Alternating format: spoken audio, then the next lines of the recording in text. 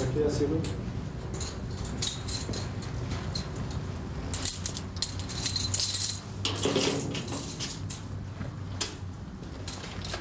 Contre en face, moi.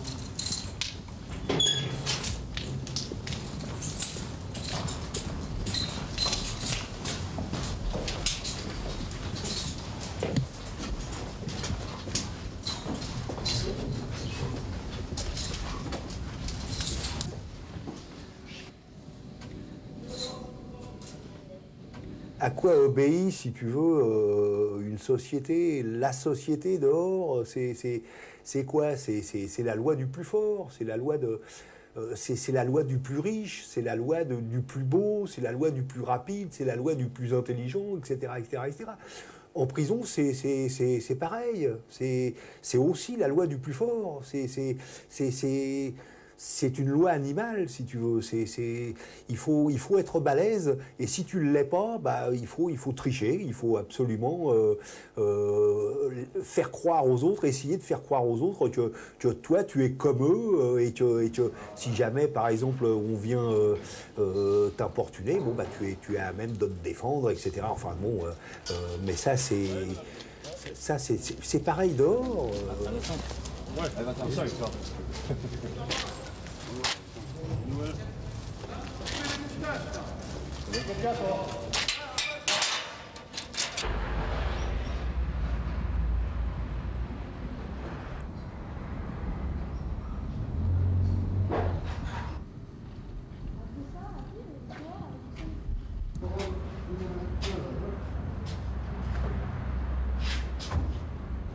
Viens, viens, je te prends pour la barre. Non, mais déconne pas là, déconne pas.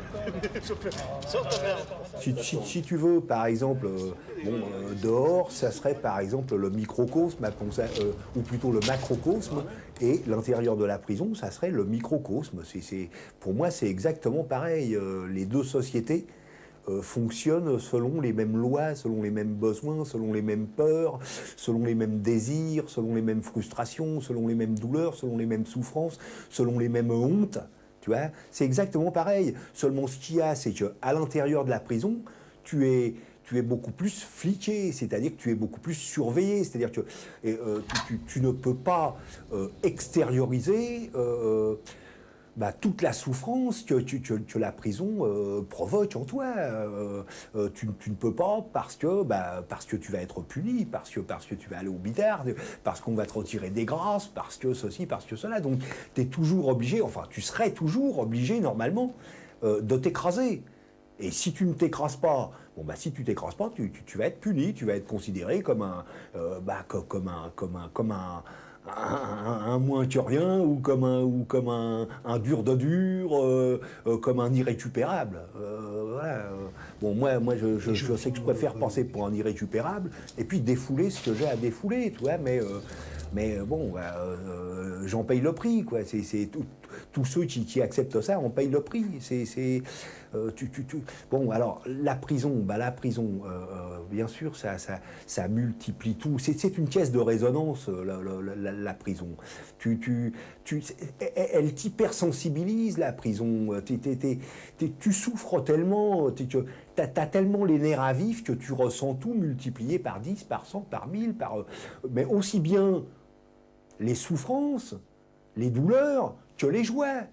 Quelquefois, tu reçois une bonne nouvelle, une toute petite bonne nouvelle, pour toi, ça va être extraordinaire, ça va être quelque chose de fabuleux, alors qu'en fait, ce n'était qu'une toute petite bonne nouvelle. Mais les effets de la prison vont te faire ressentir ça. Pourquoi ? Parce que tu es en manque.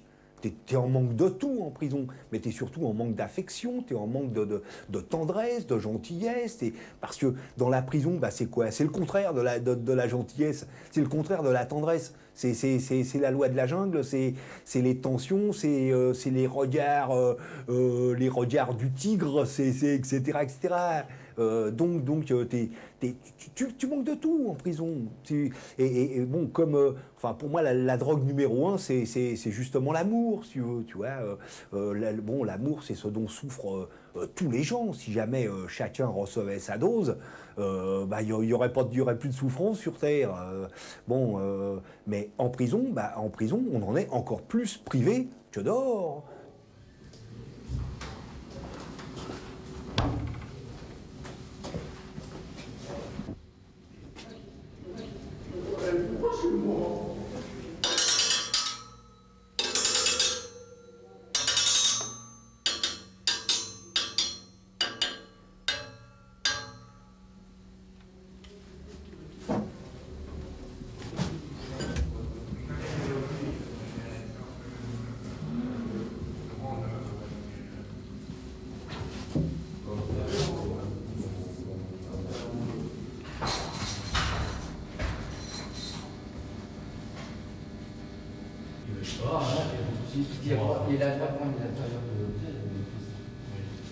Alors, comme vous pouvez le constater, là, nous sommes dans un quartier qui est tout à fait différent de la détention normale. C'est ce qu'on appelle le quartier d'isolement et le quartier disciplinaire. Quelle différence il y a? Quartier d'isolement, ça veut dire quoi? Ça veut dire que le détenu, il a un régime normal, comme la détention, mais qu'il est isolé, seul en cellule, activité seule, puisqu'il est tout seul au quartier d'isolement.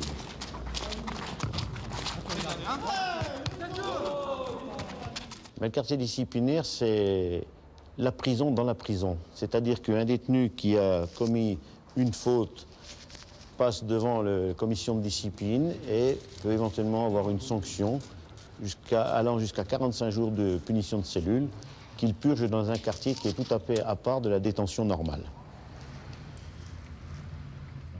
Je suis venu au quartier disciplinaire car j'ai eu des problèmes avec un surveillant. Le surveillant est venu un matin, j'étais malade, j'étais au lit. Il est venu dans la cellule, il m'a demandé où étaient les portes de l'armoire. Je lui ai dit, il n'y en a jamais eu, porte d'armoire. Il est reparti, il est revenu en me disant où elle est la table. La table était à côté de l'armoire avec la télé dessus. Bon, je lui ai dit comme ça, mais vous foutez pas de moi. Hein? Vous voyez pas que je suis malade? Parce que j'avais contaminé tout le monde avec ma grippe. Et je lui ai dit, maintenant vous foutez la paix, vous me foutez la paix, vous sortez de la cellule. Il m'a dit, en me regardant avec un sourire, t'as que essayé de me sortir de la cellule. Là, j'ai chopé la mouche, j'ai eu rouge, j'ai sorti le couteau de ma poche, je me suis levé, que pour la pressionner. Il est sorti en courant, en fermant la porte de la cellule. Les surveillants sont venus avec un brigadier. J'ai fermé le couteau, j'ai donné au brigadier dans la main, j'ai pris ma veste et je suis parti au mitard. Bon, j'ai pris 30 jours de quartier. Je trouve ça normal parce que, bon, tout de même, sortir un couteau au niveau du surveillant, ça ne se fait pas. Bon, et le surveillant est revenu ici pour venir me taquiner encore une fois. Je lui ai craché à la figure, façon de lui faire comprendre que je ne le respecte plus. Parce qu'il m'avait menacé ici, en dehors du mitard. Bon, ce qui s'est passé, je suis repassé au prétoire, j'ai repris 15 jours. Je trouve ça normal, d'un côté, que j'ai pris 15 jours parce que je lui ai craché la figure, mais d'un autre côté, je trouve ça très sévère. Au quartier disciplinaire, ce qui est dur, c'est qu'on attend, les jours passent, on fait qu'attendre. Et on n'a pas le droit d'avoir au moins un contact avec un détenu.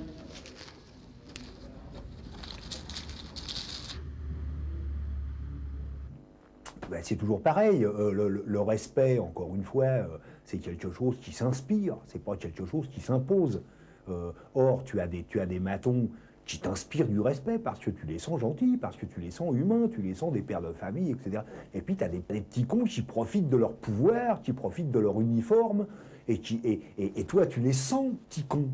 Et t'écraser devant eux, mais c'est dingue, ça te demande plein d'énergie, plein d'efforts, tu peux pas. Et si jamais tu t'engueules avec, c'est tout un tas de salade, quoi, tu vois.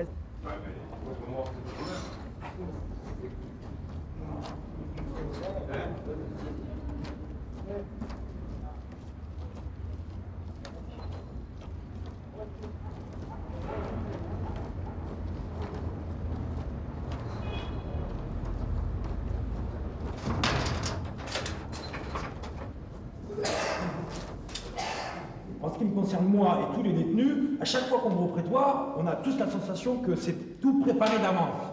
Eh bien, moi, je vais vous dire que c'est faux. Ben, dites-moi pourquoi. Parce qu'il n'y a rien de préparé d'avance. Il n'y a aucune décision qui est prise d'avance, c'est faux. La commission de discipline, comme c'est fait maintenant et comme c'est toujours été, la décision est prise une fois que le directeur a entendu le détenu et prend note avec ses assesseurs. Rien n'est fait d'avance, aussi bien pour vous que pour les autres. Oui, c'est clair. D'accord, mais expliquez-moi pourquoi. Pourquoi, quand le surveillant met un rapport, pourquoi moi je dois expliquer ce rapport et que lui, il n'est pas présent pour expliquer ce rapport? le surveillant peut très bien faire un rapport qui n'est pas conforme à ce que j'ai fait. Bien sûr, bien sûr. Donc pourquoi il n'est pas là pour l'expliquer? Mais de toute façon, quand le surveillant fait un rapport, il est entendu également par le chef ou par son représentant ou par le directeur éventuellement. Et lui aussi, le jour qu'il se fait ramoner par le directeur, personne ne vient vous le dire. Ni le surveillant, ni personne d'autre. Donc vous ne savez pas toujours ce qu'il se passe lorsqu'un surveillant met un rapport à un détenu. Voilà. C'est la seule chose que vous ne pouvez pas en dire parce que vous ne le savez pas. Oui, mais ce que vous savez pas, c'est que quand le surveillant il met un rapport, il peut très bien faire un rapport différent par rapport à ce qui s'est passé. C'est-à-dire il peut se passer un petit truc comme ça, et puis que lui il peut déformer le rapport. Vous avez les moyens de vous en expliquer, parce que de toute façon, quand il y a un rapport de fait, il y a toujours une enquête maintenant, et systématiquement vous en expliquez devant un gradé qui est chargé de faire l'enquête. Donc c'est à vous de dire ce qui s'est passé exactement, et le gradé est chargé de le transmettre exactement comme vous le direz. Enfin, quoi qu'il en soit, moi je pense que dans un prétoire, normalement, il faudrait que les détenus, il ait quelqu'un qui le défende. Parce que vous m'avez expliqué que c'était comme une sorte de tribunal. C'est un tribunal. C'est un tribunal. Donc moi je viens tout seul, dans un tribunal on vous oblige à avoir quelqu'un qui le défend. Ah mais je suis d'accord avec vous. Pourquoi quand moi je viens au prétoire, j'ai personne qui me défend?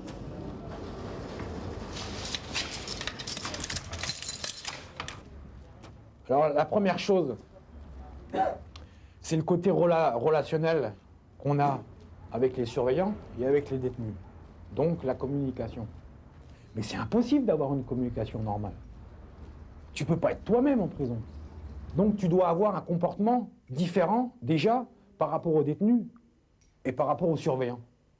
D'ailleurs, d'abord, tu es déjà divisé en deux parties déjà. Alors, du côté des surveillants,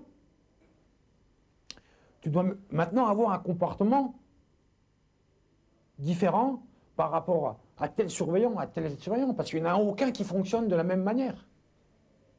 Toi, c'est comme si tu étais obligé d'avoir une veste. Tu vois, à l'intérieur de la veste, je te montre, tu vois, tu as plusieurs masques.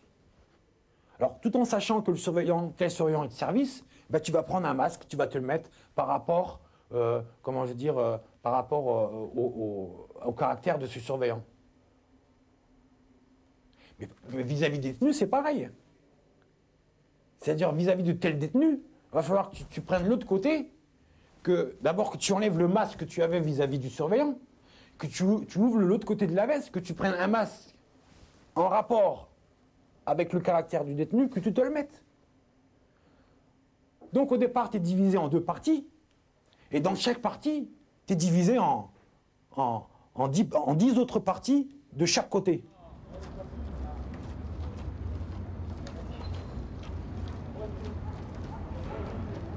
Il y a beaucoup de détenus qui se sentent mal, à l'aise, mal dans leur peau, qui sont mal vus.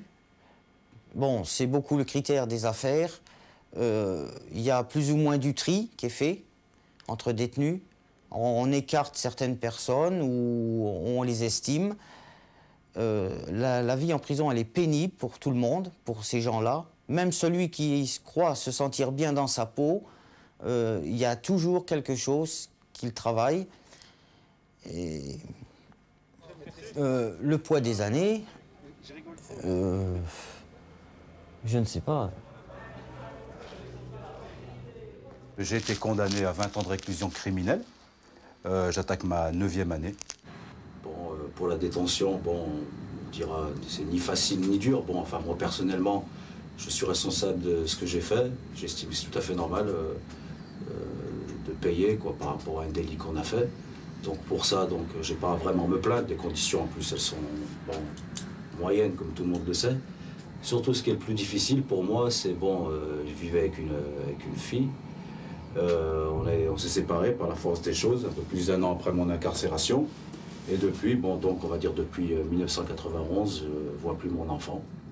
Et ça, c'est quelque chose de très très très difficile moralement, quoi. C'est très très très dur. Par exemple, quand je regarde la télévision, bon, parfois je vois des scènes avec des enfants, bah, directement je repense à mon enfant et boum, là vous pouvez être sûr que pour la soirée, je fais une nuit blanche. Quand je vais au parloir, bon, c'est pareil, je vois des enfants de l'âge du mien. Bon, en plus, il y en a quelques-uns que j'aime bien, que je connais, qui viennent me voir. Bon, et quand je rigole avec eux, je repense aux miens. Et pareil, là aussi, également, c'est très, très, très dur.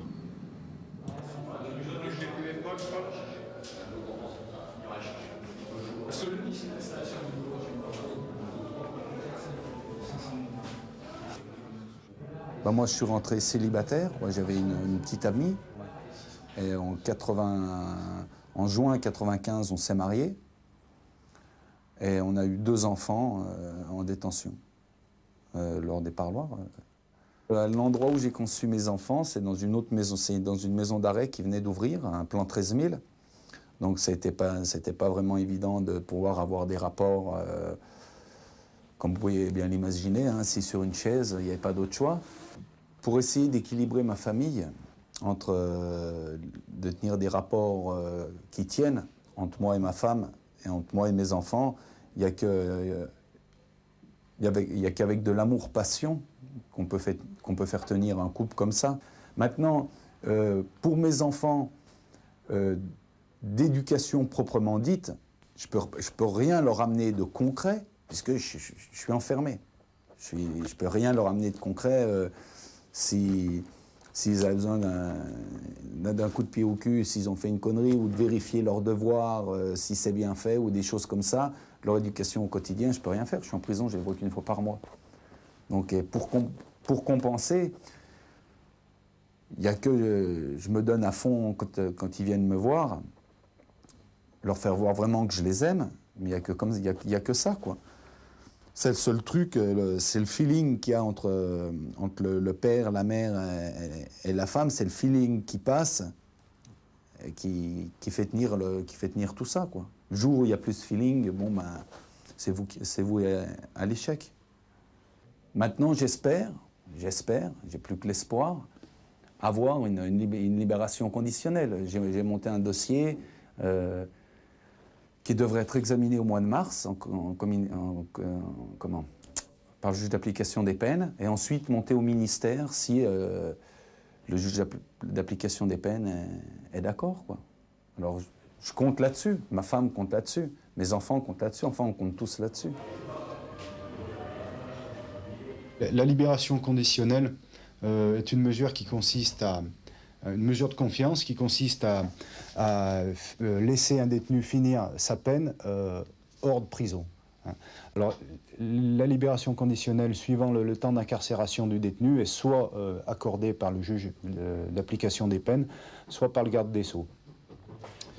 Et les critères pour obtenir une libération conditionnelle sont les suivants. Il faut que le détenu ait une structure ou un hébergement ou une structure pouvant l'héberger à l'extérieur, et également un projet professionnel, c'est-à-dire un travail qui est, enfin, deux éléments qui font que le détenu à sa sortie ne sera pas lâché dans la nature sans aucun encadrement. Voilà pour la libération conditionnelle. En ce qui concerne les longues peines, comme les gens qui sont incarcérés à Rio, je dirais que les mesures de libération conditionnelle sont assez rares. Alors pour plusieurs raisons. D'une part parce que pour des gens qui ont passé plusieurs années en prison, les contacts avec l'extérieur qui pourraient leur permettre de trouver un travail, eh bien, c'est pas évident de les avoir. Donc les projets montés par les détenus sont rares. Et puis d'autre part, en ce qui concerne les mesures de libération conditionnelle accordées par le garde des Sceaux, il y a énormément de critères qui sont pris en compte de manière très, très rigoureuse. En ce qui concerne l'examen psychiatrique des intéressés, l'indemnisation des parties civiles, la solidité des projets, afin d'éviter la récidive. J'ai connu tous les types de détentions existants en France, de la maison d'arrêt en passant par un quartier de haute sécurité. Une chose est sûre, en prison, il ne faut pas parler de réinsertion sociale, parce qu'il n'y en a pas. Bon. Moi, j'ai vécu plus de la moitié de ma vie en prison et je ne sais pas encore quand je vais sortir. Quand nos conditionnels montent au ministère, elle revient refusée. Pour quelle raison, on n'en sait rien. C'est la bouteille à l'encre. On est obligé de se livrer en suppositions de toutes sortes. Mais on ne nous donne jamais la réponse, parce qu'ils ne sont pas tenus de, de dire les raisons des refus. Bon. nous, le gouvernement, on se montre très méfiant avec ceux qui veulent concocter. Bon. Parce que, de toute façon, on sait que ça va nous retomber sur la gueule. Bon. Ça n'existe pas, la réinsertion. Ou alors, il faudrait un très profond bouleversement de toute la société. Pas seulement du gouvernement, de toute la société. Arrêtez de nous considérer comme des moins que rien. On dit qu'une fois qu'on est sorti, on a payé notre dette à la société. C'est pas vrai, ça. Toute notre vie, on va nous reprocher d'avoir été, ne serait-ce qu'une seule journée en prison. Toute notre vie. Vous allez vous présenter pour demander du travail. Où est-ce que vous avez été? Ben, j'étais en prison. Vous étiez en prison. Retournez dans la rue et démerdez-vous.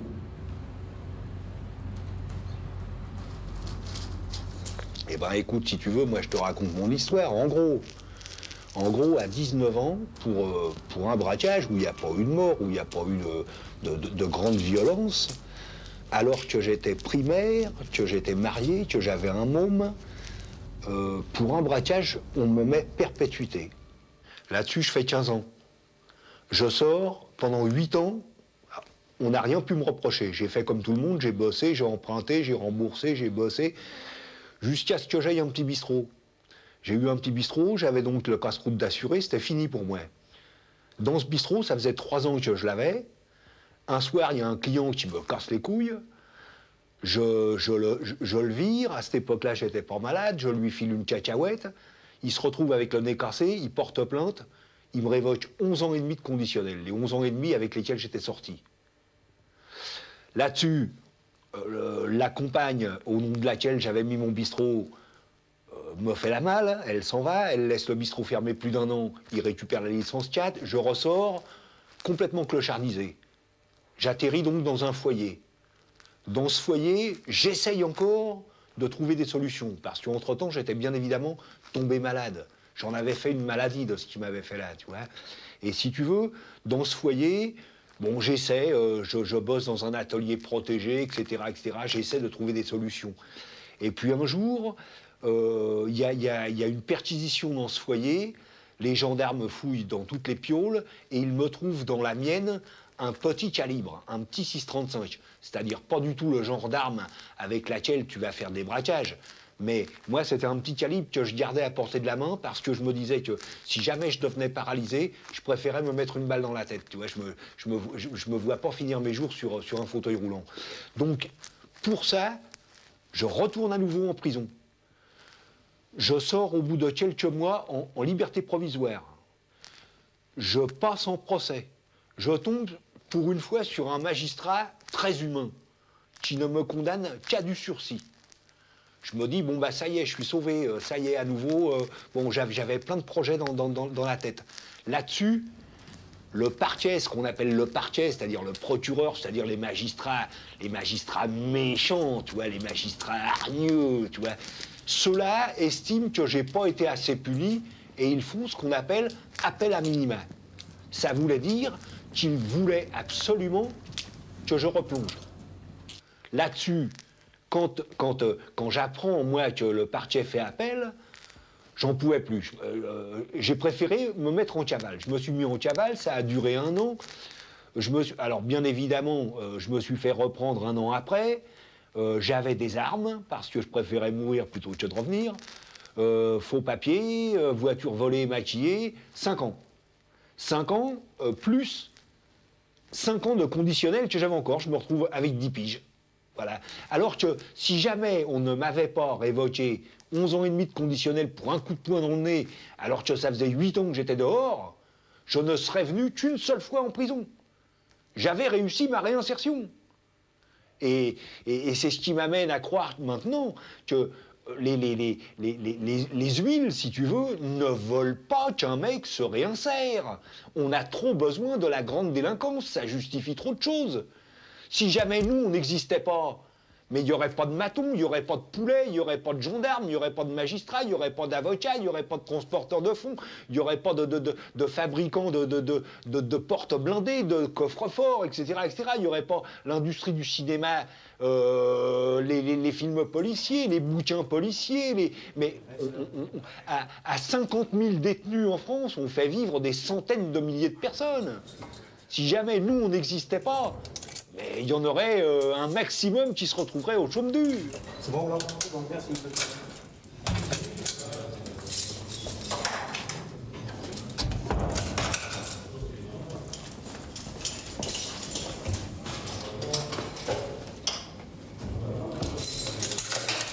À partir du moment où un individu commet un délit, il y a des lois, il y a une justice, etc. C'est normal qu'il soit puni. Jusque-là, ça va. C'est un danger pour la société, etc. Tout ça, ça concorde. Ce que je ne comprends pas, à partir du moment où le gouvernement, la justice ou la société prend la responsabilité d'incarcérer un individu pour un motif quelconque, que ça soit grave ou plus grave, à partir du moment où donc la justice, la société, voire le gouvernement prend cette responsabilité, il doit aussi prendre la responsabilité de réinsérer cette personne. Donc il y a une responsabilité au départ qui est prise, mais une responsabilité qui n'est pas prise. Je prends donc mon exemple. J'étais condamné à 20 ans, ce qui est normal. Moi, j'accepte ma peine. J'ai commis un crime, je dois payer. J'assume, je suis responsable. Mais là où ça ne va pas, c'est qu'aujourd'hui, après 12 ans d'incarcération, à la veille de ma libération, j'ai rien en fait. J'ai pas eu le temps, j'ai pas pu préparer une réinsertion, voire une réadaptation. C'est-à-dire qu'aujourd'hui, sachant que je vais sortir dans les mois qui suivent, sur le plan financier, j'ai 1800 francs sur mon livret de caisse d'épargne. Comment veux-tu que je me réinsère avec 1800 francs? Tout en sachant que j'ai des frais de justice à payer qui montent jusqu'à 20 000 francs. Et une partie civile qui monte jusqu'à 240 000 francs. Comment veux-tu déjà que je me réinsère sur le plan financier? Tout à chacun sait que dehors, on a besoin d'argent pour vivre. Un minimum. Ce minimum, je ne l'ai pas. Donc je vais me retrouver dehors, dans la jungle, avec je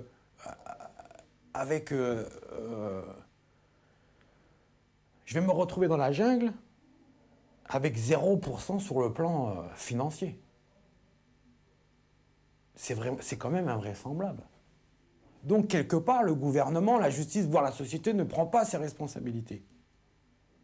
Tu vas me dire que maintenant, en prison, on peut faire des cours par correspondance, on peut préparer un stage, on peut apprendre telle langue ou une autre. Mais sur le plan professionnel, qu'est-ce que tu peux préparer en prison? Moi, dans cette maison centrale, j'y suis depuis 91. Je suis même pas, j'ai pas pu préparer, voire un CAP. Un CAP de quoi d'abord? Il n'y a rien. À quoi ça va me servir d'aller à l'école tous les jours si sur le plan professionnel, sur le plan pratique, je n'ai pas au moins une connaissance sur le plan pratique vis-à-vis de tel ou tel métier? Donc j'estime qu'il y a une responsabilité vis-à-vis du gouvernement, la justice, voire la société, qui n'est pas prise.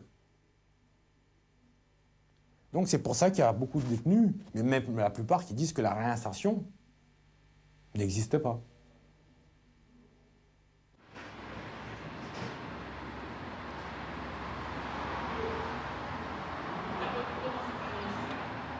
Un détenu qui a fait une peine de 18-20 mois, c'est de la réinsertion, parce qu'il se réinsère, il n'a pas été coupé longtemps du monde de la vie active.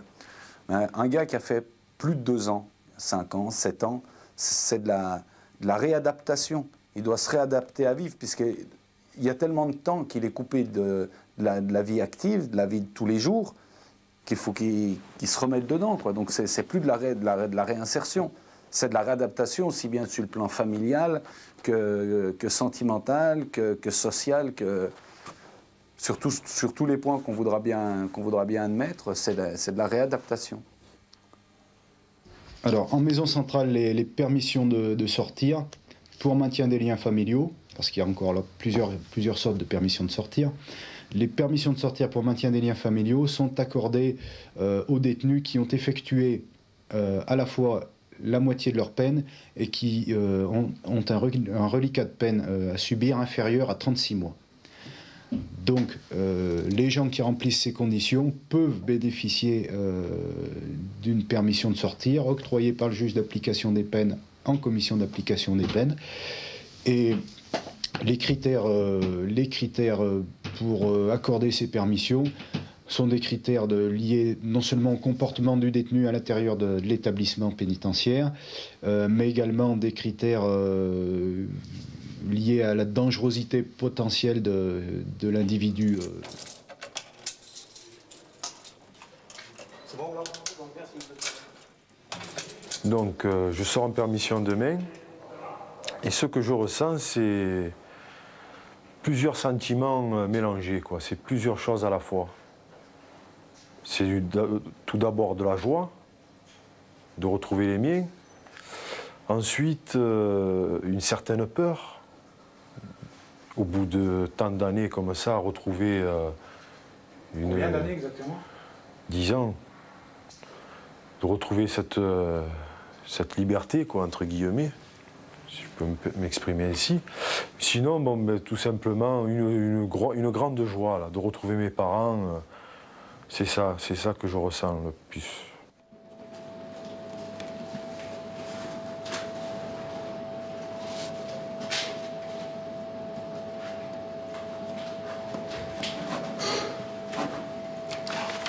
Faites une signature là.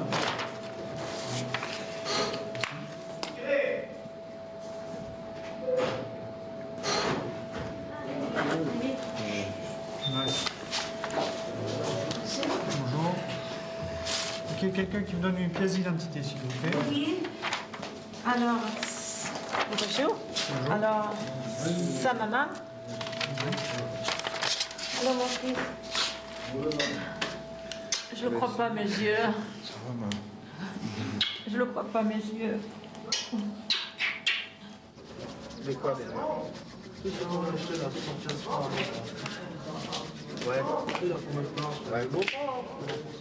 Donc la première permission que j'ai eue, j'ai pu avoir une relation sexuelle normale après 12 ans. J'ai pensé que, étant attendu après 12 ans, j'ai pensé que j'allais retrouver mes sensations. Mais je peux te dire zéro. Je ne sais pas comment ça se passe en ce qui concerne les autres détenus qui sont sortis en permission, qui auront donc retrouvé cette relation sexuelle. Mais en ce qui me concerne, zéro. Moi, j'ai rien compris. Je ne sais pas si je peux me permettre d'en parler en détail, mais ma petite amie en a été même surprise, quoi. En fait, je n'ai pas retrouvé du tout mes sensations naturelles. À partir du moment où tu n'as pas la possibilité, justement, d'avoir une relation avec une jeune fille, qui peut être, bon, très bien une rencontre, une petite amie, à partir du moment où tu n'as pas cette chance, tu es obligé d'assouvir ta sexualité avec toi-même. Bon, il ne faut pas se voiler les yeux. On sait très bien qu'en prison, les détenus, ils pratiquent la masturbation. À partir de ce moment-là, quand tu la pratiques sur un long terme, ça peut, comment je veux dire, introduire en toi une déviation, en fait. Parce que au mieux d'évacuer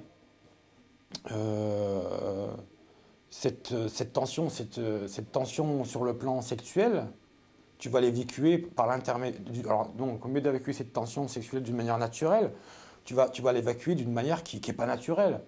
Donc, par l'intermédiaire de quoi? D'abord des revues porno, tout simplement, et par l'intermédiaire de la télévision.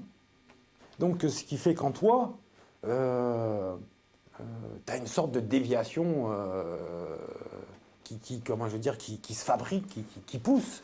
Parce qu'en fait, tu deviens plus voyeur que acteur. Moi, ça fait 12 ans que je suis en prison. J'ai plus des fantasmes maintenant sur le plan du voyeurisme que sur le plan acteur, tout simplement. Mais c'est quelque chose qui me perturbe, moi. Parce que je me dis, est-ce que dehors, je vais pouvoir retrouver une sexualité normale avec ma femme ou avec ma petite amie? Je me dis, est-ce que je ne vais pas plutôt avoir un côté perverse et vouloir voir des gens dehors qui font l'amour? Encore une fois, par l'intermédiaire des cassettes vidéo. C'est quelque chose qui me perturbe. Mais en prison, t'es quasiment obligé de toujours refouler. Or, je crois que Freud a expliqué que toutes les névroses, tout un tas de maladies, tout un tas de déviances, tout un tas de choses provenaient du refoulement. Or, en prison, tu es quasiment obligé de refouler. Si jamais tu refoules pas, malheur, oh là là là là, qu'est-ce qui va pas t'arriver? Donc tu es obligé de t'écraser sans cesse, tu es obligé de tourner. Tu sais, je sais plus, je crois, je sais plus comment il s'appelle, enfin un psy qui expliquait ça. Si tu veux, l'énergie, c'est la libido. Bon, appelons ça comme ça. La libido, tu peux la canaliser soit vers la sexualité, l'amour, etc. Mais quand tu peux pas, diriger, conduire ta libido, ton énergie dans la sexualité, tu la diriges dans la guerre. Tu la diriges dans la violence. C'est obligatoire. Il n'y a pas 50... on voit ça dans un film que j'avais vu, ça s'appelait L'Empire des Sens. Alors si tu veux, c'est un couple qui n'arrête pas de tringler, ouais, et à un moment donné, le mec il sort dans la rue faire une course. Alors tu le vois, le mec il est fatigué d'avoir baisé comme un dieu, tu vois. Mais tu vois sa fatigue, tu vois son visage, il est beau, il resplendit, tu vois, il est crevé, il est naze, tu vois, mais il est beau. Et qu'est-ce qu'il croise? Un détachement militaire. Un détachement militaire, c'est-à-dire des gens à qui on a demandé de canaliser leur énergie, non pas vers Eros, mais vers Thanatos, vers Mars, vers la guerre, tu vois. Et tu vois le visage du mec qui a, lui, canalisé son énergie dans la sexualité, et les autres qui la canalisent dans la guerre, dans la violence. En prison, c'est ça. La frustration sexuelle te fait devenir violent, de toute façon, te rend malade.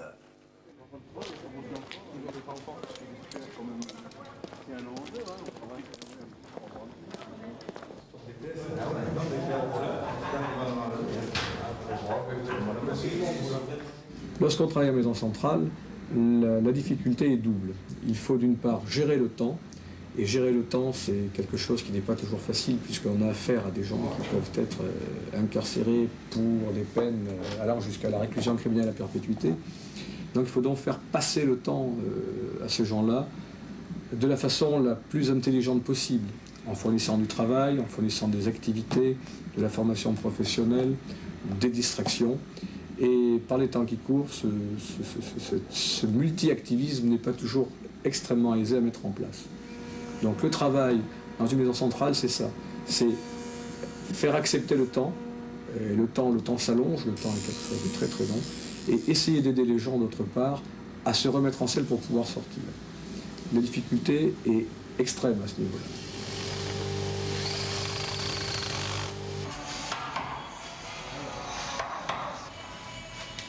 Donc les détenus qui sont condamnés pour de longues peines en France sont affectés soit en centre de détention, soit en maison centrale. Les centres de détention mettent plus l'accent sur l'insertion ou la réinsertion. Les maisons centrales mettent plus l'accent sur la sécurité. C'est-à-dire qu'en maison centrale, on trouve les détenus qui sont réputés ou prétendus les plus dangereux. À la centrale de Riom, on met l'accent, ou on essaie de mettre l'accent sur l'insertion. Comme vous avez pu le voir, le système à l'intérieur est relativement libéral, puisque les détenus circulent de façon assez libre. Le principe est que l'extérieur étant relativement bien verrouillé au niveau sécuritaire, à l'intérieur de l'établissement, on laisse une liberté d'aller et venir, dans la journée bien sûr, qui est importante pour une maison centrale. Et la politique d'ouverture intérieure de l'établissement a évidemment pour but de faire en sorte que le détenu qui est condamné à une peine longue, voire à une peine très longue, ne soit pas renfermé sur lui-même et puisse au contraire multiplier les contacts avec les autres, avec le personnel, avec les différents types d'intervenants et de façon autonome. C'est le détenu qui se rend seul à l'école, c'est le détenu qui se rend seul au sport, c'est le détenu qui en fait se prend en charge. C'est également le détenu qui va à l'infirmerie, qui prend ses médicaments et qui gère lui-même sa propre personnalité. C'est une volonté locale, c'est une volonté qui est prise en charge par à peu près tous les personnels de l'établissement. Nous estimons que par ce biais, la détention rendra le détenu peut-être en meilleur état que s'il était à longueur de journée fermé dans une cellule.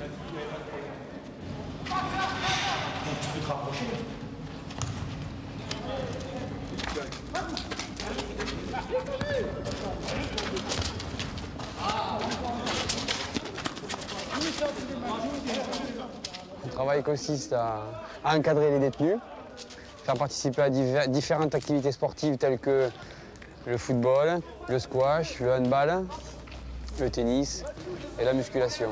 On peut aussi faire venir des équipes extérieures, comme le week-end dernier où Saint-Bonnet et Châtel-Guyon sont venus faire un match de foot contre les gars.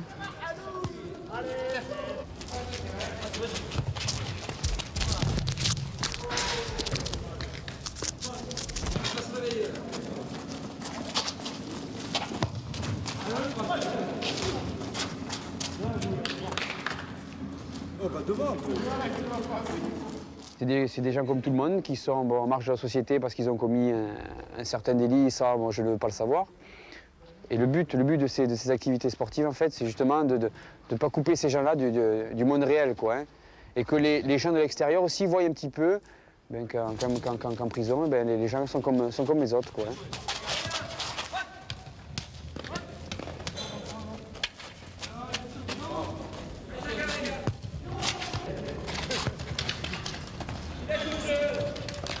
Actuellement, je suis dans ma 30e année de prison et je pense que dans notre métier de surveillance, le plus important, c'est d'être psychologue. Parce qu'il ne faut pas être dur avec les mous et mou avec les durs. Il faut être correct avec tout le monde, respecter les gens, même si ce sont des détenus ou des délinquants. Mais le rôle principal d'un personnel, c'est surtout de bien gérer la situation des gens, bien voir à qui on a affaire et surtout ne pas s'occuper pour quelles raisons ils sont en prison. Ça, c'est le plus important.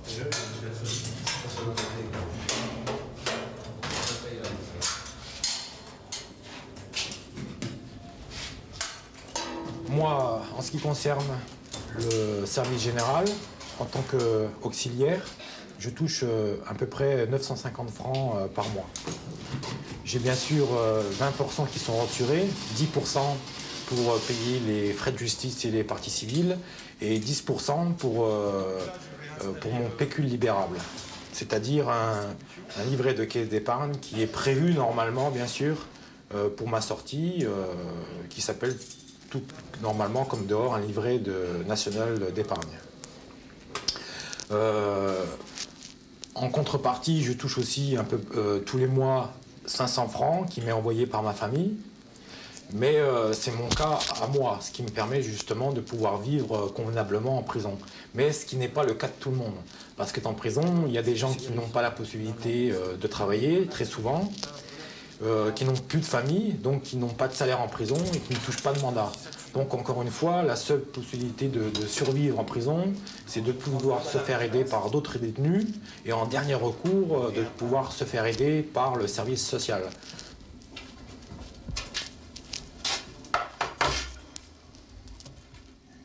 Bon, moi, je vois qu'il y a d'autres détenus qui touchent des mandats et qui vivent très bien. Ils peuvent s'acheter ce qu'ils veulent, télévision, frigo, Wattman. Si ça leur plaît, ils peuvent faire des cantines tant qu'ils veulent. Moi, je n'ai pas les moyens de me payer la télévision ou le frigo ou quelques cantines. Bon, je suis toujours en train de demander à droite et à gauche. Bon, je m'occupais du jardin exactement qui était en bas pour essayer d'avoir une récompense au niveau de tabac, café, où je faisais des petits ménages pour certains, où je m'occupais de la salle de musculation. Et bon, moi, je ne suis pas d'accord de vivre dans ces conditions-là. Je suis obligé de me révolter. Quand je vois, je ne suis pas le seul indigent ici. Quand je vois les autres indigents qui ne font rien et tout le monde les aide. J'ai été condamné en 89 à la réclusion criminelle à perpétuité. Et après, j'ai été déporté à Riom. Je suis arrivé ici en 91. Et depuis ce temps-là, j'ai coupé tout lien avec la famille. C'est-à-dire que j'ai la foi et je reconnais ma faute. Donc ma famille n'a absolument rien à voir avec moi. Donc je dois les laisser vivre, mes amis et ma famille en paix. Moi, pour tenir la peine que j'ai, c'est-à-dire la réclusion que j'ai sur le dos, je prie beaucoup. Je vis beaucoup de la foi. Et ceci m'aide bien, bien beaucoup. Si je n'avais pas eu cette foi, je serais très malheureux. Je ne sais même pas si je vivrai. Voilà, c'est elle en tout ce que je fais qui me tient.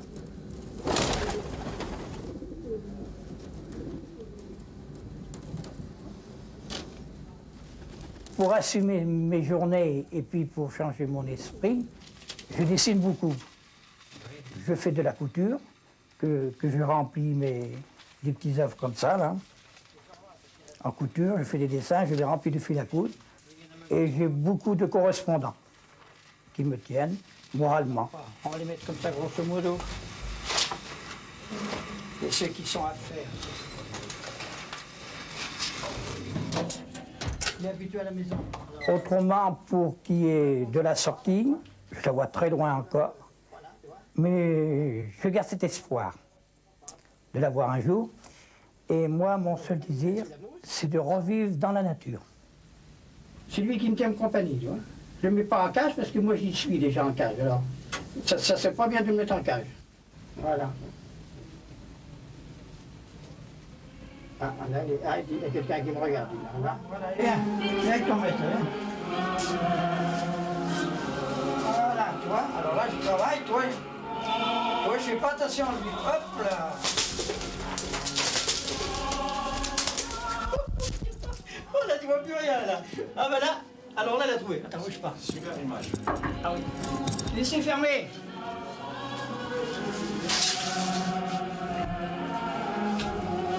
Voilà.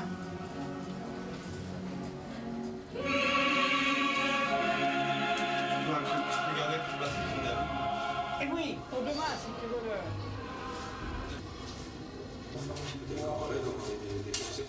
Ça fait combien de temps que t'es là? Ça fait 7 ans. Qu'est-ce qu'il te reste à faire? Il me reste 4 ans. Comment tu vis ici? Mal. Hein. Très, très mal. C'est mal et c'est tout pourri, tout.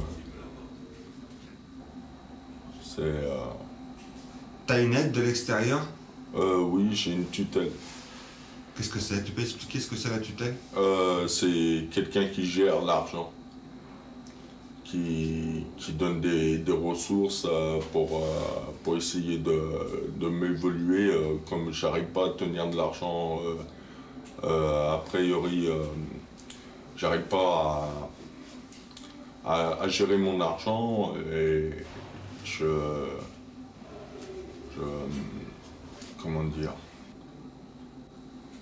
j'aurais voulu demander au psychiatre pour aller à Saint-Jean-de-Dieu, là-bas à Lyon, dans une maison psychiatrique. Ça, c'est le sèche-linge, on met un jeton, ça nous coûte 5 francs. C'est le détenu qui paye.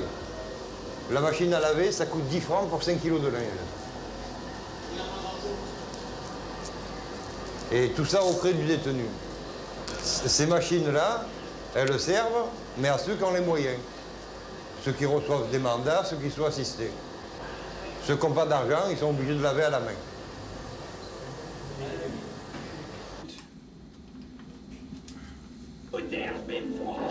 Alors il faut signaler qu'ici on a le canal satellite, la fameuse parabole qui est sortie il n'y a pas longtemps dehors.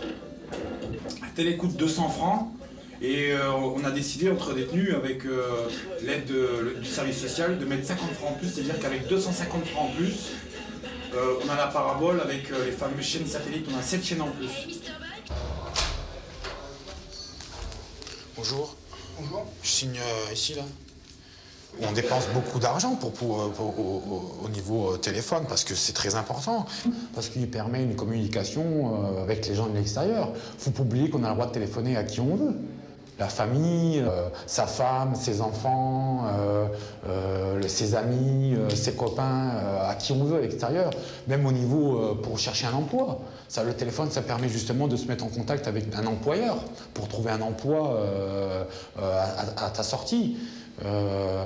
Pour trouver une conditionnelle, ça te permet de communiquer par rapport aux permissions, etc. Donc c'est une communication avec l'extérieur qui est très importante. Salut José. Bonjour, ça Voilà. Je dois avoir ma cantine normalement. Voilà, le numéro c'est 243 moi. 243. Alors il y a 2 retrouvés. Voilà. Il y a ceux qui ne travaillent pas et qui n'ont pas de famille et qui ne reçoivent pas de mandat. Alors ces gars, ils sont indigents, donc c'est beaucoup plus difficile pour eux. Donc on ne les voit jamais à la boutique. Et ils sont toujours en cellule et toujours en train de demander à droite à gauche si on peut les dépanner. Voilà, c'est tout. Ok. Bon, là, je suis pressé, je me sauve. Hein. Allez, à la prochaine. Ciao, José.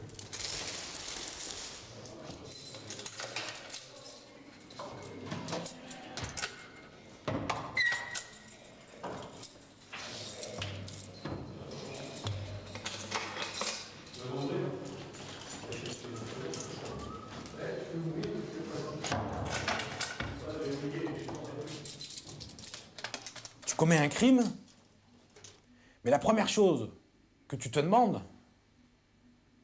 quand tu es arrêté et que tu te retrouves en prison, est-ce que tu es coupable? Mais en vérité, moi, dans les premiers temps, je me suis pas senti coupable du tout. Pourquoi? À la limite, j'étais même pas étonné de ce que j'avais fait. Ça aurait pu être un crime tel celui que je l'ai commis, ou quelque chose même de plus grave. Mais j'étais pas étonné qu'un jour j'allais me prendre un mur en pleine face. Pourquoi? Parce que dans mon passé, j'ai tellement eu de difficultés à m'adapter justement au système social. Au moment où je suis né, durant toute mon enfance, mon adolescence et ma majorité, que des frustrations.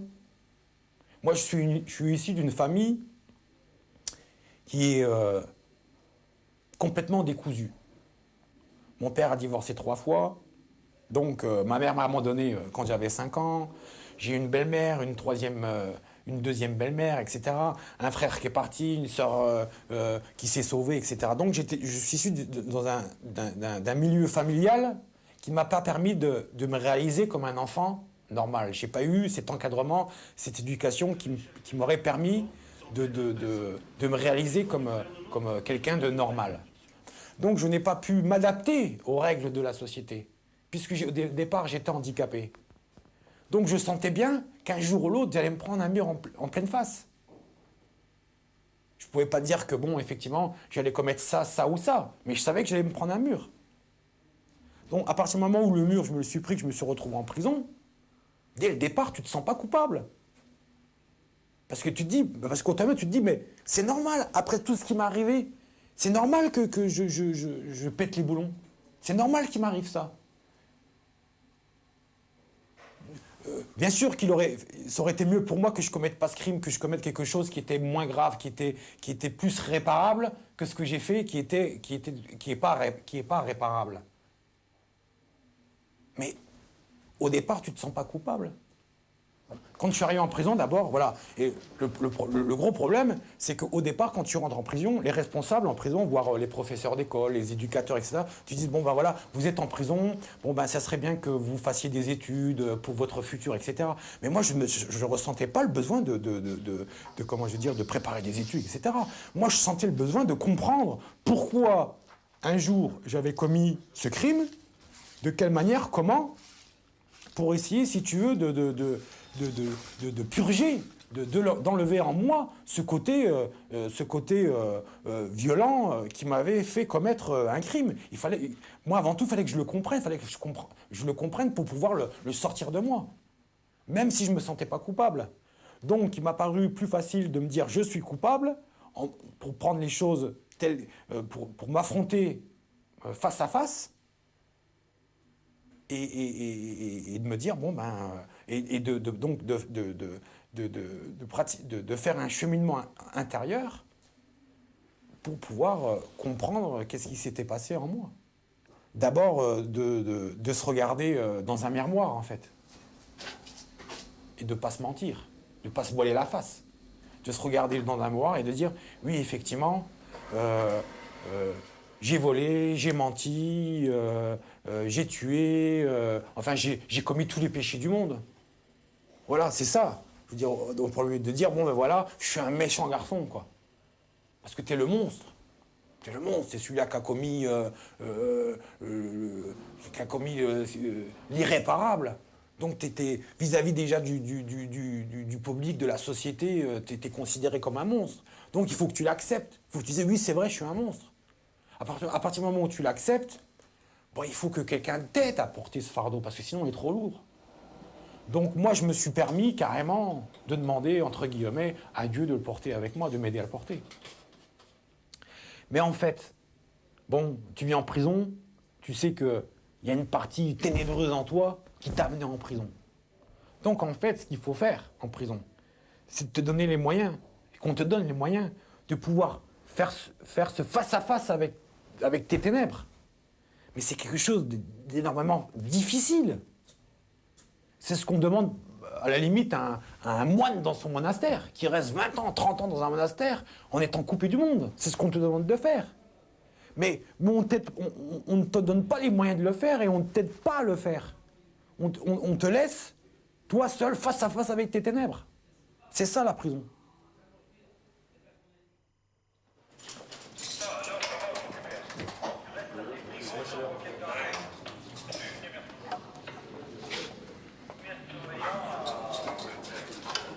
Comment résister à la prison? C'est à chacun de trouver son truc. Les trois quarts, je pense que ceux qui souffrent énormément, ceux qui ont l'impression de trop penser, pensent à quoi en cabane? Ils pensent au barbiturique. Ils pensent à essayer de s'assommer le plus possible pour être dans le coltard, pour penser le moins possible. Moi aussi, à une époque, je demandais de temps en temps un petit rohypnol, un petit truc comme ça, là, pour essayer de dormir le plus possible, parce que pendant que je dormais, je savais que je les faisais marrons. Pendant que je dormais, j'étais pas en prison. Pendant que je dormais, je souffrais pas. Pendant que je dormais, j'étais totalement inconscient. Et encore une fois, c'est ce que je recherchais, puisque je sais que la souffrance, encore une fois, c'est la conscience, quoi. Alors bon, l'abrutissement, l'abêtissement, il y en a, c'est le sport. Mais enfin, tout ça, ce sont des fuites. Hein, ce sont des fuites. Il y en a, c'est le boulot. Il y en a, c'est la lecture. Il y en a plus beaucoup maintenant, quoi. Tout ça, c'était surtout valable avant qu'il y ait la télé, mais maintenant, c'est surtout la télé. Surtout la télé.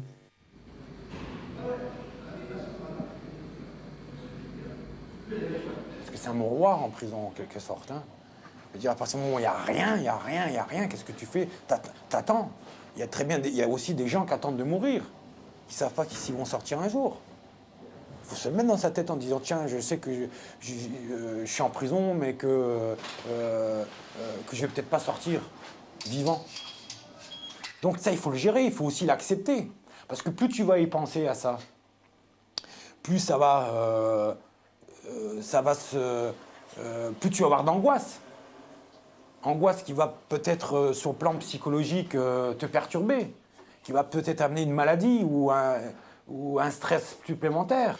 Oui, l'an passé, j'ai eu donc un cas grave. Un surveillant m'appelle à l'étage et au son de sa voix, j'ai tout de suite compris qu'il se passait quelque chose d'important. Notamment, lorsque je suis arrivé sur place, il m'a annoncé la nouvelle. Il avait découvert donc un détenu dans sa cellule, pendu. J'ai donc tout de suite automatiquement enfermé tous ceux qui se trouvaient sur place pour, disons, ne pas communiquer, je dirais, c'est une certaine peur aux autres. Et tout le monde est rentré et nous avons fait notre travail qui est dans un premier temps, de décrocher le pendu. Et j'ai donc procédé par la suite à un massage cardiaque suivi d'un bouche à bouche.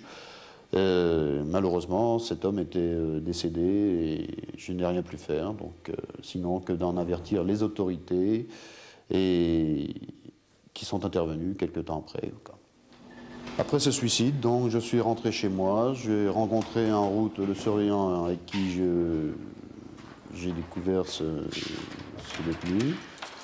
Et nous sommes allés, disons, en parler dans un coin retiré de la ville pour évacuer ce stress qui nous animait encore et toujours et auquel je pense encore. Moi, depuis que je suis ici en 91, je crois que j'ai vécu à peu près, je vais pas dire des conneries, mais entre 5, pas loin de 5 suicides, 5-6 suicides. Bon, ben, il n'y a pas seulement que les suicides aussi. Il y a aussi, bon, les gars qui meurent de vieillesse. Les détenus qui meurent de vieillesse. Bon, c'est un peu plus... c'est moins abominable, mais c'est abominable quand même, parce que bon... et c'est surtout... on ressent une sorte d'impuissance, parce qu'on se dit, tiens, comment est-ce possible que cet homme, à cet âge-là, il puisse encore être en prison et attendre de mourir? Pourquoi ne le fait-on pas, même s'il a commis tel délit, même s'il a tant de prison à faire, sachant qu'il arrive à un certain âge, parce que quand tu vois que quelqu'un va mourir, tu le sens, tu peux dire a priori combien il lui reste de temps à vivre. Tu peux dire, tiens, ce mec-là, ce gars-là, il lui reste 2 mois à vivre. Donc tu peux calculer en principe, tu vois. Donc tu peux très bien dire, tiens, bon, ben, les 2 mois qu'il lui reste à vivre, on va le mettre dehors. Donc ça, nous on comprend pas ces choses-là. Donc on est obligé de vivre, si tu veux, on est obligé de vivre avec lui sa mort, on est obligé de l'accompagner dans sa mort. Merci, bonjour. Bonjour. Merci, Voilà. bonne journée. Merci. C'est le ministère de la Santé qui est chargé de la santé des détenus. Et donc, je suis, moi, engagée par l'hôpital de Riom et détachée par l'hôpital de Riom pour faire mon métier à la pénitentiaire. Je dépends, et toute l'équipe médicale ici dépend de l'hôpital de Riom. Alors, les urgences, quand il y a une réelle urgence, on fait appel au CODI, c'est-à-dire au 15, le SAMU. C'est le SMUR de Riom qui se déplace et qui adresse donc les détenus au service des urgences de l'hôpital de Riom. Maintenant, quelqu'un qui a des signes de détresse psychiatrique, qui ne veut pas se soigner, on ne peut pas l'obliger ici à se soigner.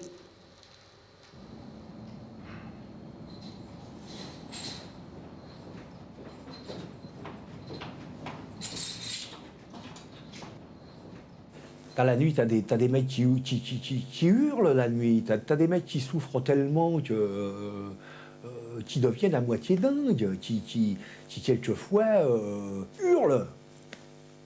Et si toi tu dors pas, ben tu entends ces hurlements, tu entends ces cris, tu entends ces... t'as des mecs qui disjonctent, qui prennent leur chaise ou leur tabouret et puis qui cassent tout dans leur cellule. Et cette tension peut être ressentie par le surveillant très durement, notamment lors de son travail et ensuite à l'extérieur de l'établissement, lorsqu'il rentre chez lui, il évacue difficilement cette tension qui peut encore perdurer quelques jours. Oui. C'est un problème, je dirais, de sensibilité et d'émotivité que peut ressentir chaque individu, quoi. La seule différence, c'est que dehors, tu as la possibilité d'évacuer. Parce que tu as des moments de plaisir, de consolation, comment je veux dire, de relaxation, etc. Mais des choses, des moments de relaxation concrètes. Ce que tu n'as pas en prison. Tout en sachant déjà qu'en prison, le stress que tu vis, l'injustice que tu vis, la souffrance que tu vis, les rejets que tu vis, etc., c'est multiplié par 100. Donc tu en prends déjà plus dans la gueule que quelqu'un qui vit à l'extérieur. La grande différence, c'est qu'à l'extérieur, tu as une soupape de sécurité. En prison, non.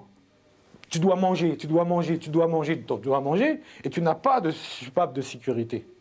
Tu vas me dire que tu peux faire du sport, que tu peux aller à l'école, tu peux aller ceci, cela.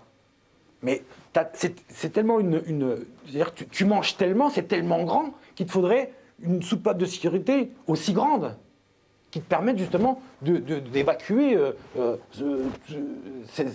cette grandeur. Mais tu peux pas. Donc, à un moment donné ou un autre, et t'en es conscience, tu sais que tu vas craquer. Ça peut être pour demain, ça peut être dans 15 jours, ça peut être dans 3 mois.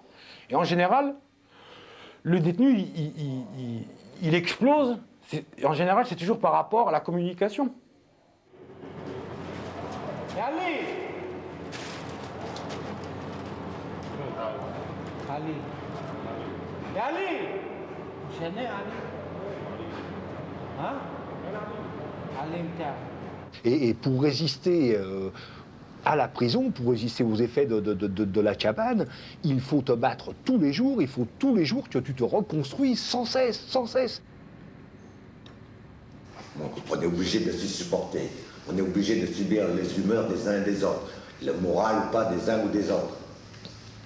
Et à la longue, on est obligé de changer. On a des réactions démesurées par rapport à l'extérieur.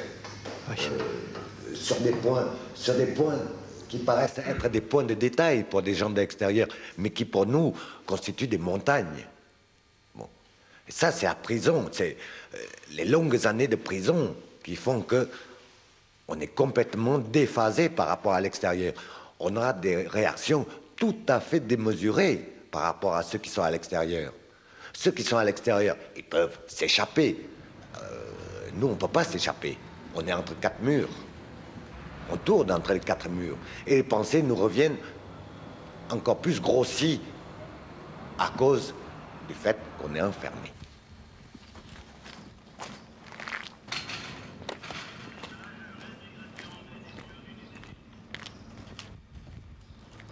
Il est évident qu'aujourd'hui, les conditions de détention ont complètement changé. Il n'y a plus aucun rapport entre ce que j'ai connu il y a près de 20 ans et aujourd'hui. Il y a 20 ans, les détenus vivaient dans des dortoirs de dortoirs de 15 à 20 personnes. Les conditions d'hygiène étaient particulièrement lamentables. Il y avait un seul WC par dortoir, il y avait 2 lavabos. Les repas étaient pris dans des réfectoires froids, la nourriture arrivait portée par les détenus eux-mêmes. C'était vraiment le Moyen-Âge de la pénitentiaire. Aujourd'hui, vous avez pu vous rendre compte que les conditions de détention sont dans l'ensemble très correctes et la vie a énormément changé dans la prison. C'est bon là? Sachant que si c'est contrôlé en ce moment. Ah non, c'est on contrôle. Ah oui, on contrôle tout. Hein. Les patates, les frios, les. C'est bien. Je donne le son. Salut. Salut. La télévision.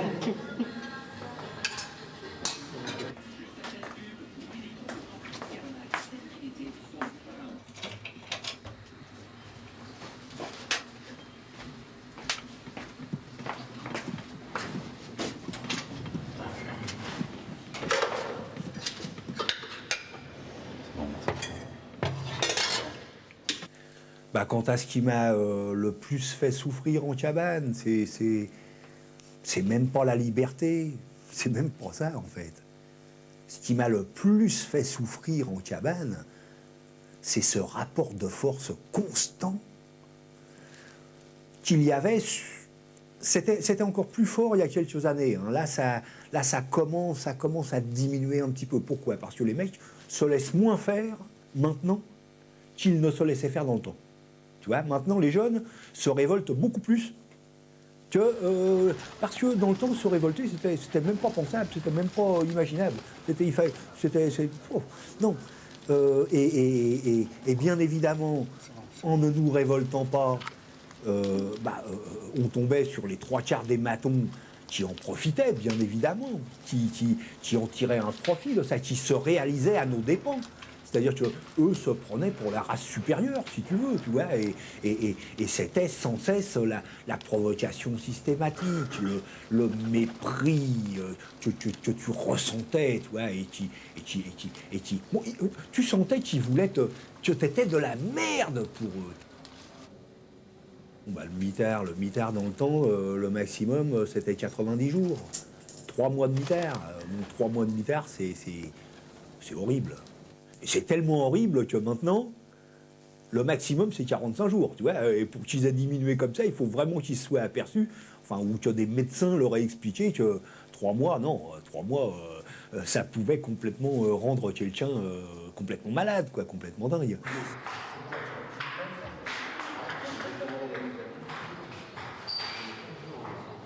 Le mitard, si tu veux, t'avais rien.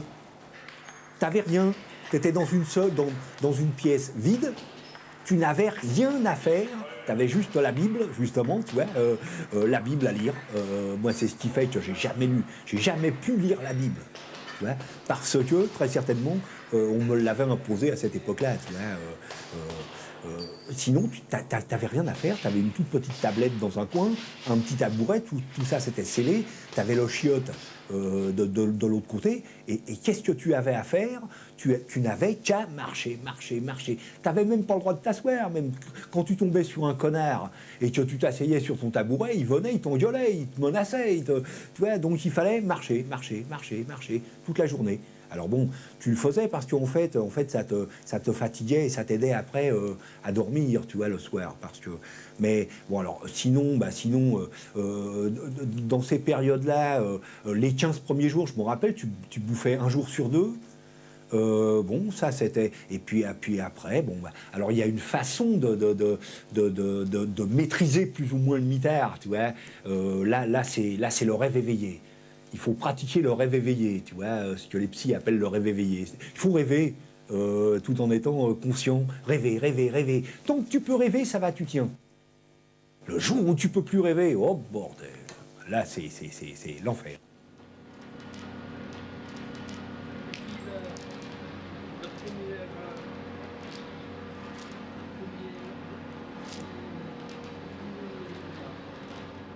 Une chose est certaine, c'est qu'on fait beaucoup plus de prison pour une même peine actuellement, même si les conditions de vie sont plus supportables, disons. Hein. Est-ce qu'il ne vaut mieux pas souffrir plus et sortir plus tôt? Moi, je crois que tout le monde préférerait ça. Hein. Manger du caviar, non. On préférerait plus en chier et puis sortir plus rapidement, quoi. Alors qu'actuellement, c'est pas ça. Vous avez entièrement raison, parce qu'à l'heure actuelle, tous les détenus, comme vous le disent, les peines sont beaucoup plus longues, de plus en plus longues, et les détenus sortent de moins en moins. Ouais. C'est vrai. Ouais.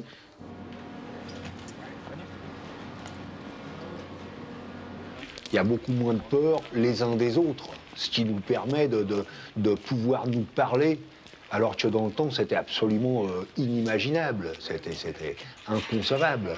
Bon, maintenant, on arrive, tout en étant conscient de nos différences, tout en étant conscient de notre réalité, on arrive quand même à se parler. Hein, on arrive à s'engueuler, même si jamais... hein, bon, alors que dans le temps, c'était encore une fois pas envisageable, quoi. Dans le temps, c'était... pour moi, les matons d'antan, c'était des robots. C'est vrai que les discours entre surveillants et détenus, il n'y en avait pratiquement pas. C'était le néant.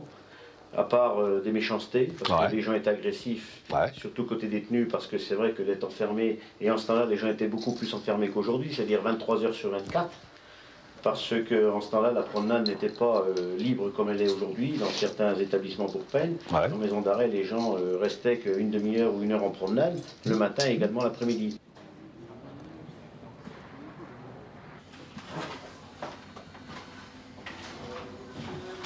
Ici. Oui, parce que je vais étudier votre cas, je vais lui téléphoner. Ok.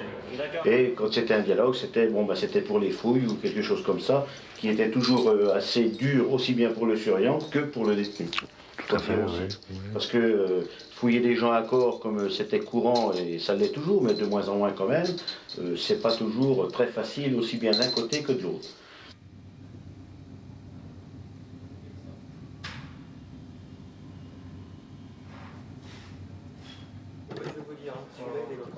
Je m'appelle Jean-Marc, je suis détenu depuis 10 ans en prison. J'essaye de m'occuper au mieux. Je fais diverses activités par rapport à ma situation du passé, de laquelle j'étais dépanneur télé UFI. Je dirige un petit atelier à l'établissement de câblage électrique. Enfin, c'est tout du câblage un peu particulier, câblage scénique, tout ce qui alimente les éclairages de scène, et puis câble micro, enfin, jusqu'à la prise Péritel. La vie en prison n'est pas facile, pour tout le monde, bien sûr. Certains, comme moi en particulier, on essaye de s'adapter, enfin, celui qui le veut bien. Et moi, je m'adapte par rapport à parce que j'ai envie de faire quelque chose. J'ai pas envie de moisir, j'ai envie de m'occuper et puis de me rendre utile. Déjà pour que le temps passe plus vite, et puis pour penser à autre chose dans la tête, autre chose que la prison. En cellule, vu toujours suite à mon passé, disons, à ma formation, j'ai pu avoir, avec quelques autorisations, le droit de bricoler et de m'occuper, c'est-à-dire je fais divers dépannages pour rendre service aux détenus, dépannage de poste, IFI, chaîne, ordinateur.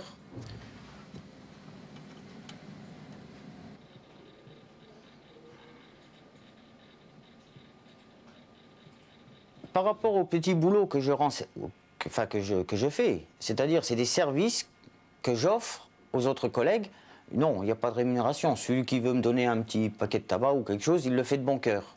Ça se limite à ça.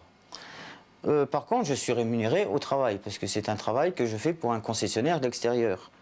La rémunération n'est pas formidable. Elle est de combien disons, on est payé à la pièce. Suivant le travail qu'il y a à faire dans le mois, écoute, pour être en toute honnêteté, on fait des petits salaires de 300 francs à 1200 francs net.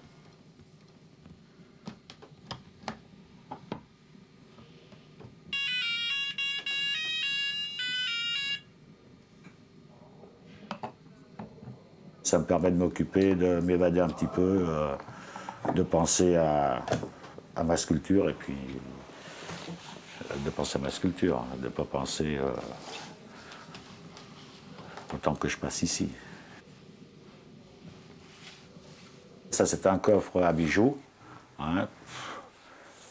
J'ai fait rentrer le bois avec difficulté en plusieurs étapes. Bon, voilà sa position, pour ainsi dire, fermée. Voilà sa position fermée. Si on l'ouvre,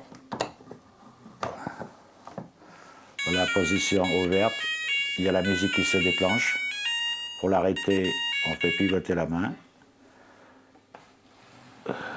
Donc ça fait quand même un joli morceau. Bon, ça, c'est tout étaillé avec un couteau. Donc j'ai eu la permission de l'avoir. Il est un peu pointu, mais enfin. Et une sorte de lime à ongles, donc pour arriver à tailler, à sculpter, pour ainsi dire. Donc c'est tout sculpté dans du bois de tilleul. Nous avons aussi du bois de noyer pour faire des parties plus sombres, comme le collier et puis le médaillon.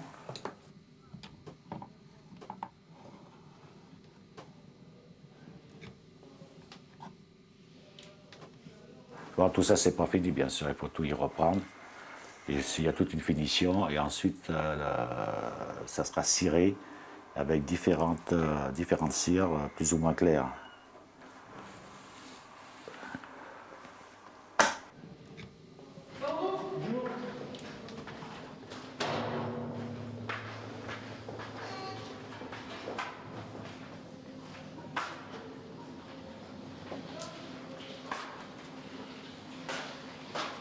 Bon, c'est vrai, t'es un criminel.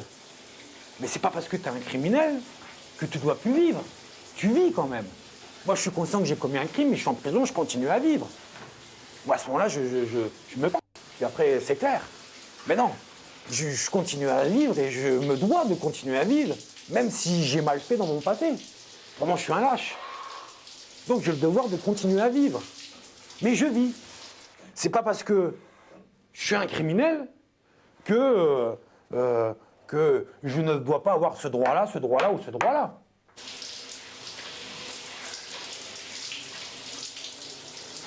Alors, c'est marrant parce que quand tu vis en prison, qu'est-ce qu'il devrait y avoir en prison normalement?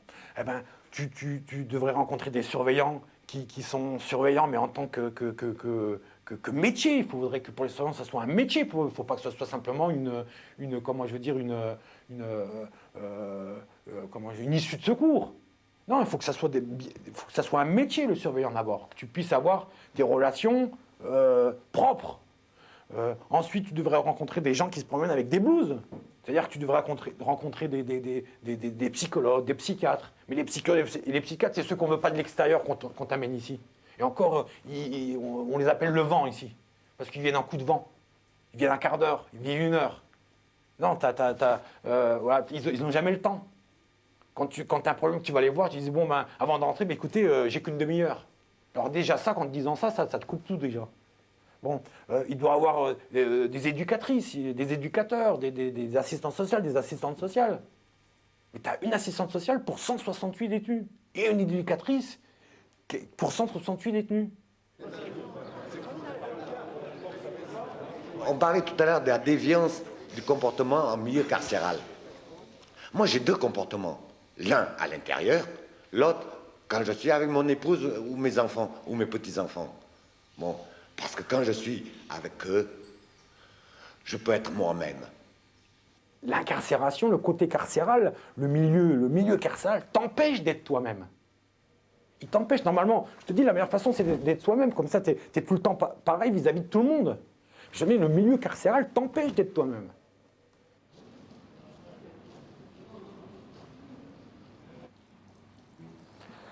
Alors la nuit, bon, bien sûr, tu es content à 7 heures quand on ferme la porte, tu es content de retrouver ton cocon, de retrouver ton chez-toi. Mais bon, tu peux pas échapper à ton passé. C'est-à-dire que sans cesse, tu sais très bien que quand tu es seul avec toi-même, tu as le passé qui revient.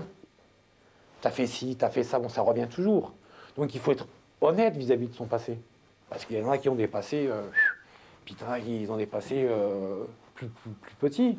Donc, tu es obligé d'être toi-même vis-à-vis de ton passé. Alors, ce que tu n'acceptes pas de ton passé, ça peut faire en toi que tu es en conflit avec toi-même si tu n'acceptes pas ce passé.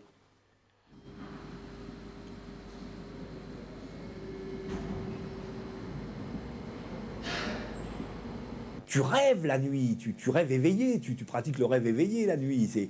Tu t'imagines, je sais pas, moi, rencontrer des top modèles, etc., etc. Bon, déjà ça t'occupe un maximum. Et puis les autres encore, parce que les murs des prisons, les murs entre les cellules, fait qu'on entend un petit peu, on entend même assez facilement ce que l'autre fait dans sa cellule. Alors, on entend l'autre, on sait s'il dort, s'il dort pas, je sais pas, moi, s'il manipule son robinet ou sa chasse d'eau, ou si ça va pas, quelquefois, t'en entends qui parle tout seul, t'en entends qui... oui... bien évidemment, la nuit, c'est spécial, la nuit. Là, on est seul avec soi-même, on est seul face à soi-même. Là, il n'est pas question il n'est pas question de se mentir, il n'est pas question de se jouer la comédie, il est pas là, il n'y a pas de tricherie possible la nuit. Et c'est ce qui fait que, bon, on ressent les choses beaucoup plus intensément encore, on les ressent plus réellement, plus véritablement. Bon, il y en a pour qui la nuit, c'est horrible. La nuit, c'est l'enfer.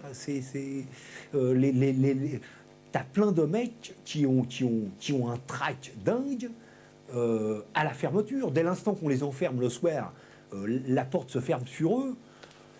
Mais c'est l'angoisse. C'est l'angoisse. Le mec, il est mort de trac.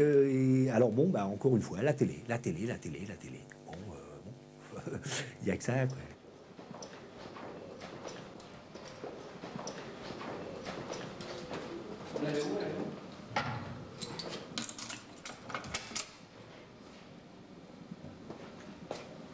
Bonjour.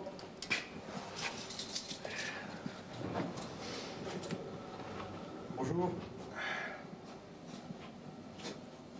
La grande différence, c'est quand tu te lèves dehors, tu vis chez tes parents, c'est bonjour maman, il y a une certaine affection, une liaison, tu as le frère, la sœur.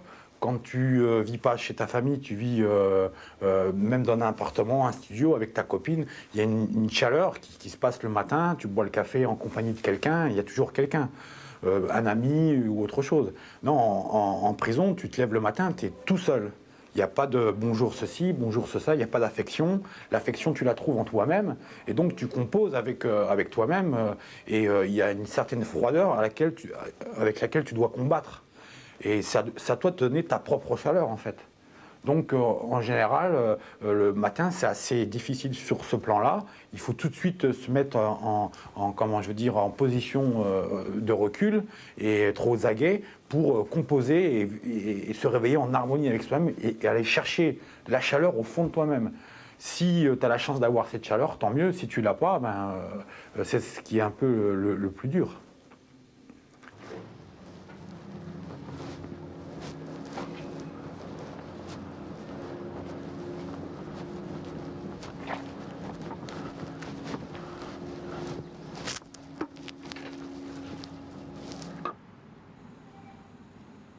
La violence et la raquette, oui, bien sûr que ça existe en prison. Donc on fait face devant ce genre d'adversité comme on le peut, souvent seul. La pénitentiaire laissant le caïda s'instaurer dans ses murs. Les magistrats condamnent le trafic de stupéfiants. Jusque-là, tout va bien. Alors qu'ici, on le tolère. La plupart des détenus consomment de la drogue, voire même en vendent. Il est donc certain que certains d'entre eux, pour acquérir ces substances, se livrent au chantage, raquettes et menaces sur certains de leurs codétenus, et ceci en toute impunité. De temps en temps, on tape bien sur les doigts un petit loufia, mais les marionnettistes, ceux qui tirent les ficelles de ce trafic et à qui ce trafic bénéficie, ne sont jamais inquiétés. Toujours est-il que nous vivons dans une zone de non-droit.